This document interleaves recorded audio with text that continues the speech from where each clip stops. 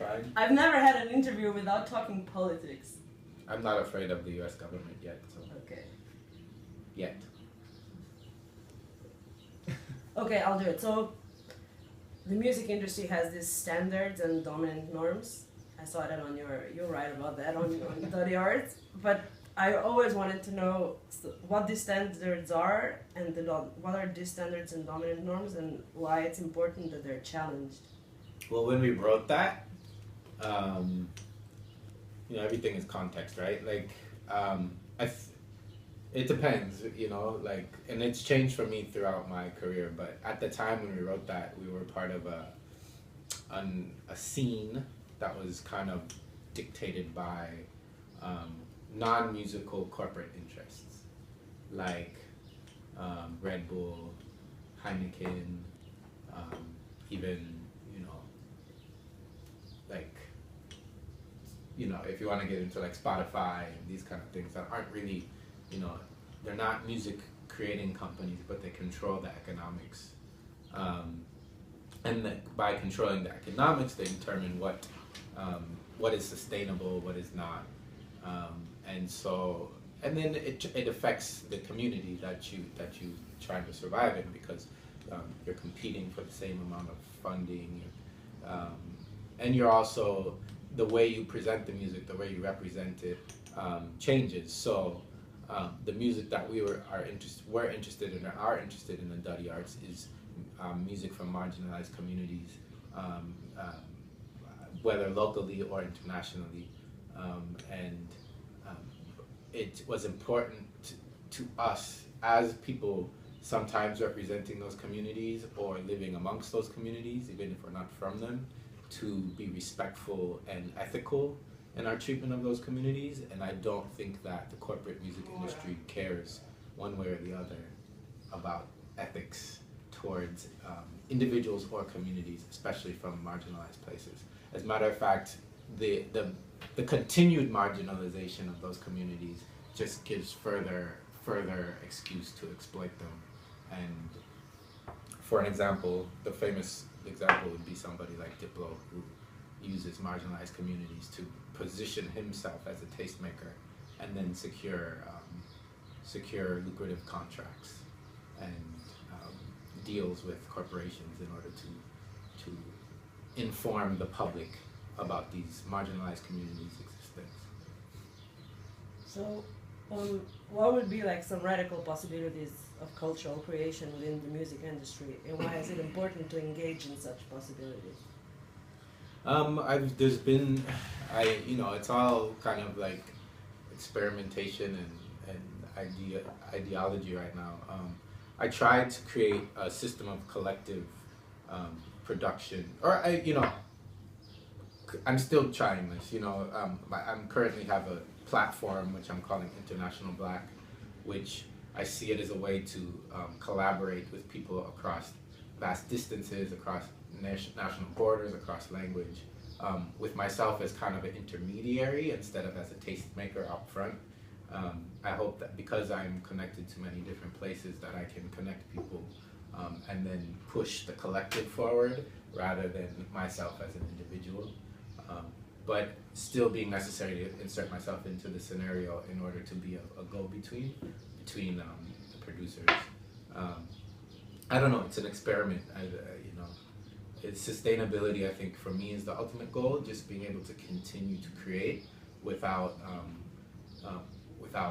kind of losing my own personal safety, my own personal kind of well-being. I think that's the challenge and the balance when you start to experiment with more non-traditional ways to create, because they're not rewarded beyond, I guess, the more untangible side. But yeah, this idea of collective creation, collective ownership, collective, the collective is, to me, is something that's important in the contemporary in the contemporary era to come back. Could we say that what's been happening to Nigerian Afropop is kind of a globalization of this genre? Because it's like it seems that in a lot of West African countries you only hear that, and it seems that the other like local things that have come up are now just being lost within that. Yeah, I think the Nigerian industry is the perfect example of a situation where a local community is now seen as a way to generate. In some ways, like to me, music has become a tool for advertisers, right? And so Nigeria is seen as this new market. Africa is seen as this market with all these like growing middle class and new consumers. And so, you know, and the diaspora, you know, has more, you know, is growing purchasing power. So I think, you know, smart corporations realize this and they want to get in on it. And that would include somebody like Drake or Diplo, who are now flirting with these things. Drake put several African artists on his new album. Diplo just used Major Lazer to do an Afrobeats version of one of his songs. So, you know, I think what's happening is that you have international corporations kind of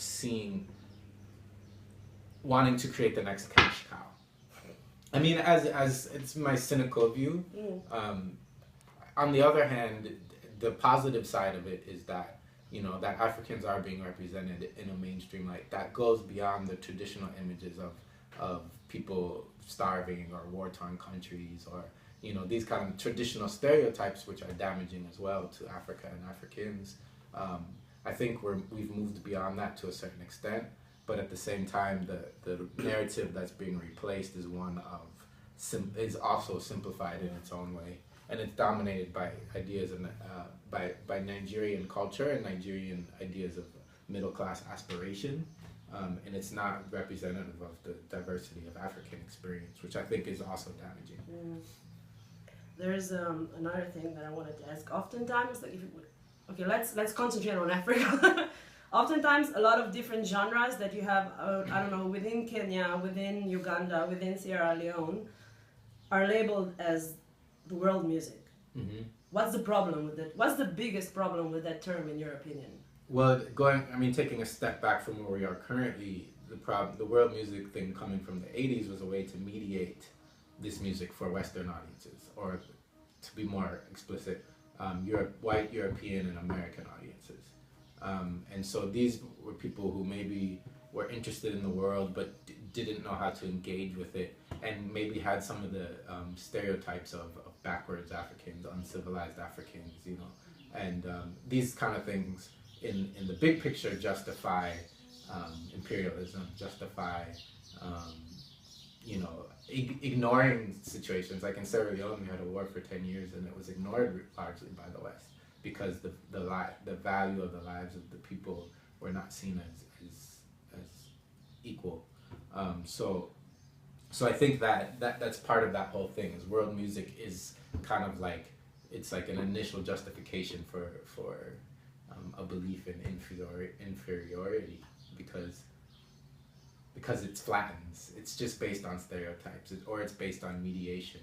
And people aren't able to represent their true ideas because they don't translate, you know. If you call something high life and you don't have the context for it, and then you import it to America, and then people are just, you know, there's two examples actually, Colombia versus the United States, right? Colombia, where they really appreciate African music, and they fetishize it in a different way, where it's like, but they're really kind of like engaged with it in a real way, in the sense of solidarity and international fraternity, right? And it's still like a product to be consumed, but from on equal footing, you know. It's seeing that, like, you know, people in Congo is a place like Colombia, and we're the same, whereas, you know, the exotic world music allows a kind of exotification, where it's like they're not the same. They're, you know, it's a more anthropological maybe viewpoint. Okay, last question. What's your latest musical obsession? Ooh, that's the hardest question. I have to think back. What am I, my music? What was on repeat for a long time? Recently. Yeah. I've been traveling so much, I honestly... Migos. All right. We're we're gonna stop with the Migos. That's a proper way to stop this interview.